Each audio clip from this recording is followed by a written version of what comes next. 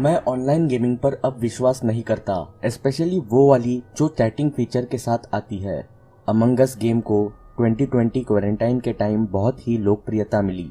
मेरा ऑफिस बंद था, घर पे बैठे बैठे बोर हो रहा था, तो सबकी तरह मैंने भी ये मल्टीप्लेयर सोशल डिडक्शन गेम खेलनी शुरू की। आप सबको पहले से ही पता है कि ये गेम कैसी खेली जाती है, तो मुझे बताने की जरूरत नहीं है। इस गेम से अच्छा टाइम पास हो जाता था। मैं अपार्टमेंट में अकेला रहता था, तो मुझे वैसे भी कोई डिस्टर्ब करने वाला नहीं था।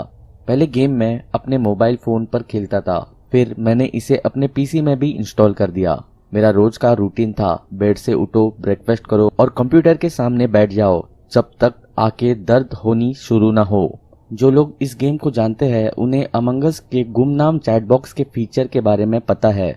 एक दिन मैं अपने बेडरूम में बैठा अमंग अस खेल रहा था। बाहर तेज तूफान और बारिश हो रही थी। गेम अच्छी चल रही थी। इम्पोस्टर बनते हुए मैंने 7 में से 4 टीम मेंबर्स को मार दिया था। गेम को जीतने के लिए मैं बस एक टीम मेंबर को मारने से दूर था कि अचानक चैटबॉक्स में एक नोटिफिकेशन आई। मैंने चैटबॉक्स खोला और देखा कि एक अनजान प्लेयर ने मुझे यूट्यूब लिंक भेजा। मैं डिस्ट्रैक्ट नहीं होना चाहता था, पर वो प्लेयर मैसेजेस भेजे ही जा रहा था। मुझे नहीं पता था कि वो लड़का था या लड़की, पर उसका आईडी 007 केन था। इसके आईडी को देखकर इसे लड़का ही मान लेते हैं। अब 007 केन ने ना ही सिर्फ यूट्यूब लिंक भेजा, पर चैनल को सब्सक्राइब करने को भी कहा। मैं गेम में इतना खोया हुआ था कि मैंने अब तक उस मैसेज को इग्नोर किया था। ये लड़का गेम की शुरुआत से ही लिंक भेजे जा रहा था और वो सबको इसे सब्सक्राइब करने को कह रहा था। वो बहुत ही इरिटेटिंग था। मैंने वापस टेक्स्ट किया, बस कर यार, चुपचाप गेम खेल ले। उसने रिप्लाई किया, अगर मरना नहीं चाहते तो चैनल को सब्सक्राइब करो। मैं ये पढ़कर बहुत जोर से हंसा। मैंने सोचा कि शायद वो इम्पोस्टर बनने की एक्टिंग कर रहा था। फिर मैंने सोचा, क्या ढक्कन आदमी है, इम्पोस्टर बनने की एक्टिंग करने का क्या फायदा। मेरे दिमाग में एक तरकीब आई। मैंने सोचा कि उसे चैटबॉक्स में मारने की धमकियां देने देता हूँ और बाकी प्लेयर्स को कहा 007 केन इम्पोस्टर है और हमें उसे बाहर फेंकना चाहिए। और जब ये सब हो रहा था तब क्यूरियोसिटी से मैंने वो लिंक दूसरे टैब में ओपन की। पेज लोड होने लगा। तब तक गेम वैसे ही चला जैसे मैंने सोचा था और तीसरे प्लेयर ने भी 007 को वोट आउट कर दिया और मैं गेम जीत गया। मैंने अपने कोल्ड ड्रिंक का एक सिप पिया और उस पेज पर गया जहां मैंने वो लिंक खोला था। जैसे ही मेरे सामने वो पेज खुला, मैं बहुत डिस्टर्ब हो गया। उस चैनल में टॉर्चर वीडियोस थे और वीडियोस जहां पर जानवरों को मारा जा रहा था, पोस्टमार्टम वीडियोस और ऐसी ही बहुत सी और घटिया वीडियोस। मैं बहुत गुस्से में आ गया और अपने मन में उस लड़के को कहा, साला कमीना। ये वो टाइम था जब मेरे प्रॉब्लम शुरू हुई। मुझे अननोन कॉल्स और टेक्स्ट हर घंटे आने लगे। जब भी मैं फोन उठाता मुझे किसी की हांफने की आवाज आती, पर कभी भी किसी ने भी सामने से बात नहीं की।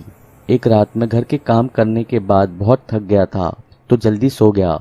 करीब 1 बजे मेरा फोन बजा। मैं गहरी नींद में था तो पहला कॉल मिस हो गया, पर फोन फिर से बजा। इस बार मैं बहुत गुस्से में आ गया।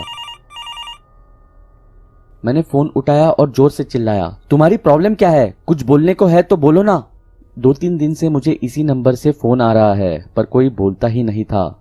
अचानक एक आदमी ने अजीब सी खराश भरी आवाज में कहा, मैंने तुम्हें चैनल सब्सक्राइब करने को कहा था, लगता नहीं तुमने अभी तक किया है। हाँ, तुम्हें अपनी जान की परवाह नहीं है, जैक। पलक झपकते ही मेरी सारी नींद उड़ गई। उसे मेरा नाम कैसे पता चला? मुझे कोई शक नहीं था कि ये वही सेम लड़का था जो अमंग अस में 007 केन था। मेरे गले के पीछे के बालों के रोंगटे खड़े हो गए। मेरे माथे पर पसीना आने लगा। मैंने डरी सी आवाज में पूछा, तुम्हें मेरा नाम कैसे पता है?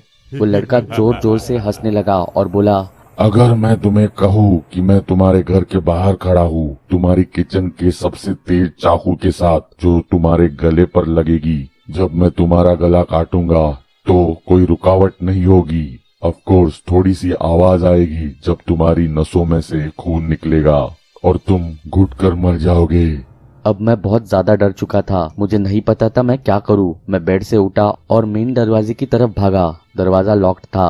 मैंने जैसे ही पीपोल से झांका, मैंने देखा दरवाजे पर कोई नहीं था। मैं भागता हुआ अपने कमरे में वापस आया और पर्दा हटाकर देखने लगा। सड़कें खाली थी।